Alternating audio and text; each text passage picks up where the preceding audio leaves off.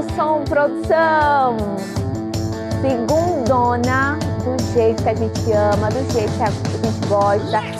Afasta essa tristeza, vamos com o nosso pensamento positivo, que vai dar tudo certo, irmã. Sim, já levanta desse sofá, já vai começando a agilizar, mas não desliga, viu? Continua com a gente, mas vai dando esse primeiro passo. Sabe, aquilo que não estava dando certo, acredita, vai dar tudo certo, tudo no seu tempo e tudo na sua hora, tá bom? Já aproveita, vamos agora para o nosso pensamento do dia. Se você não tivesse capacidade, Deus não te daria oportunidade. Continue. Se Deus te deu esse espaço aí para você fazer o seu trabalho, para você continuar aí fazendo as suas atividades, é porque Ele acredita em você. Mas você precisa também dar o primeiro passo, que é acreditar em você mesmo. Já aproveita muito para seguir agora as nossas redes sociais, coloca na tela tvcidade.ma.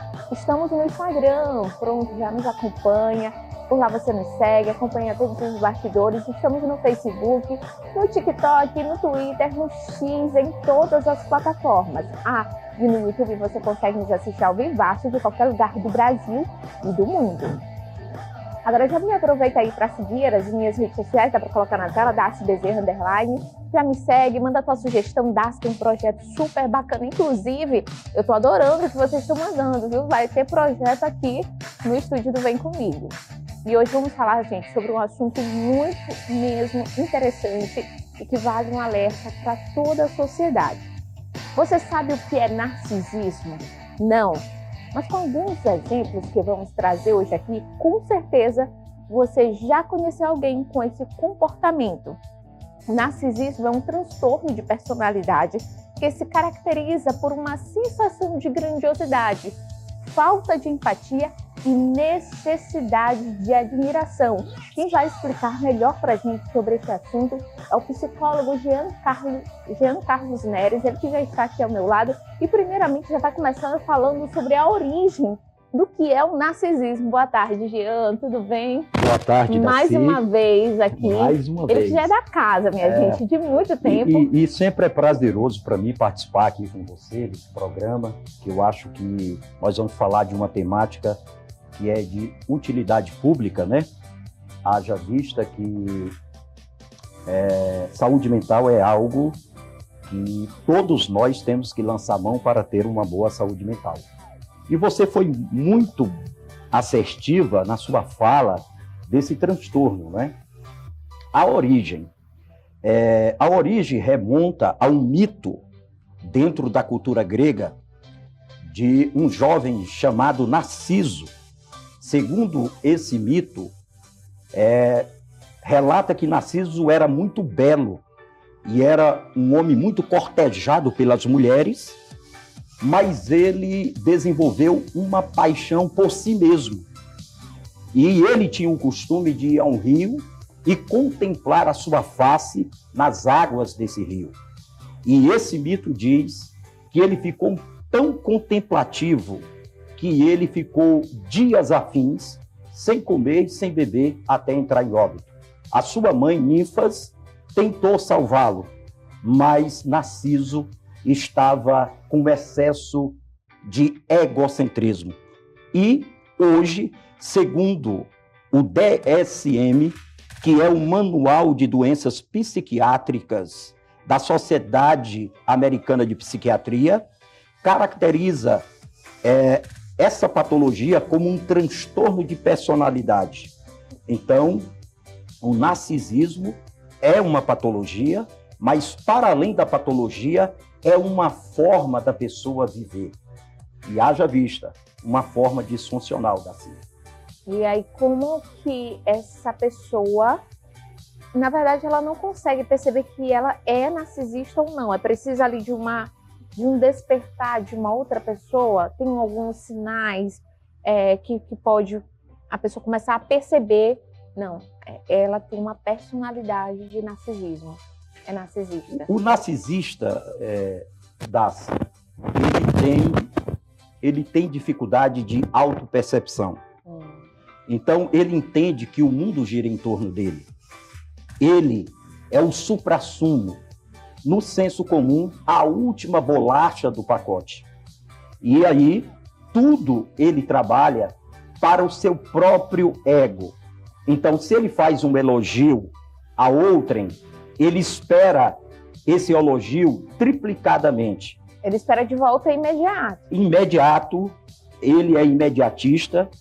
E um parêntese que é bem interessante, muitos relacionamentos afetivos, eles têm uma marcação negativa porque tem pessoas narcisistas ou pessoas com traços de narcisismo se relacionando.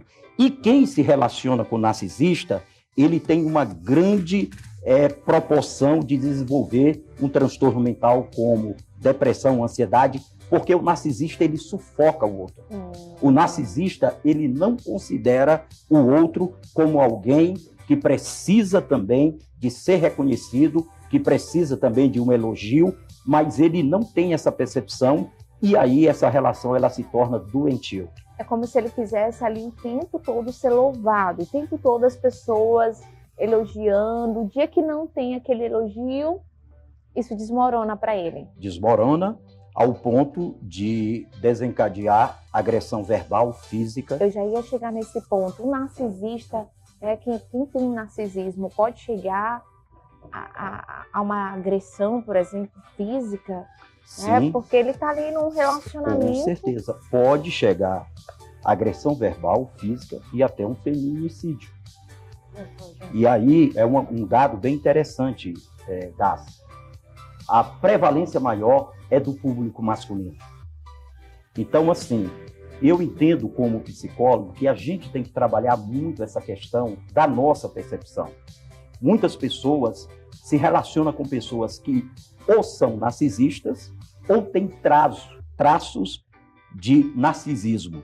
E é importante que essas pessoas que estão nesse relacionamento tenham uma percepção para saber que esse relacionamento, seja ele afetivo, profissional, seja ele de amizade, para você perceber se esse relacionamento não é um relacionamento tóxico.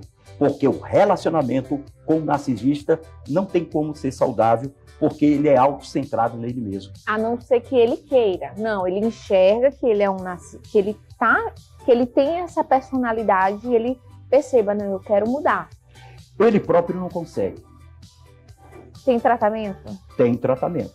Aí entra o tratamento mais recomendado para as pessoas que têm esse transtorno de personalidade, é a terapia psicológica e, em alguns casos, o tratamento farmacológico, né? Alguns medicamentos têm que entrar, porque geralmente o narcisista pode desenvolver também ansiedade ou depressão. Então, assim, a psicoterapia, ela pode desencadear nesse narcisista a questão dele se auto-perceber no processo, entender que o mundo não gira em torno dele. Mas ele próprio, Daci, ele não tem essas condições de percepção. De analisar o que ele precisa mudar, ele não consegue. Não tem, ele não tem como fazer isso. E, em alguns casos, o narcisismo, ele tem um pé dentro da psicose, que na psiquiatria e na psicologia, a psicose é quando está presente alucinação e delírios. No senso comum, psicose é a loucura propriamente dita. Então, o narcisista, num grau mais elevado, ele está beirando ou colocando até o pé dentro daquilo que a gente caracteriza como psicose. Então, essa eu vou dizer mulher, né? Porque, como você falou, é mais frequente em homens. É mais frequente no público masculino. No público masculino. Então, tem tratamento, como você falou, quando a pessoa quer. Não, ela diz. Isso, a pessoa tem que aceitar. Ela tem que aceitar esse tratamento. Agora, Isso. Quando ela não aceita, por exemplo, o tratamento, a mudança, é importante também, até porque envolve casos de feminicídio. A gente tem trabalhado aqui, a gente tem mostrado campanhas e campanhas, a importância da mulher ela ficar atenta a esses sinais. Esses sinais. Por exemplo, ela percebeu que ele tem um traço, ali já é um estalo. Não. Isso, com certeza. E averiguar, Daci, o histórico de relacionamentos afetivos desse indivíduo. Tipo agressividade? Agressividade, outros casos, se já teve uma separação conjugal, qual foi o fator motivacional para essa separação. Na nossa cultura, a gente costuma ingressar num relacionamento afetivo sem examinar o histórico do indivíduo, da mulher, do homem, e isso é algo que pode prejudicar muito. Então, antes de você se relacionar com alguém, examinar o histórico, ver a fala, porque uma coisa é a fala, mas se a fala ela não estiver conectada com a prática, essa fala não pode ser validada, porque muitas pessoas dizem assim, eu te amo, mas na prática isso não é demonstrável. Então a gente tem que invalidar essa fala. Então, as mulheres, porque geralmente é o público masculino que tem esse transtorno, deve estar atento na fala, nessa questão. Nesses sinais. Porque o narcisista ele tem uma superestima, ele se coloca acima do outro. Então, eu vou falar algo aqui que é muito interessante.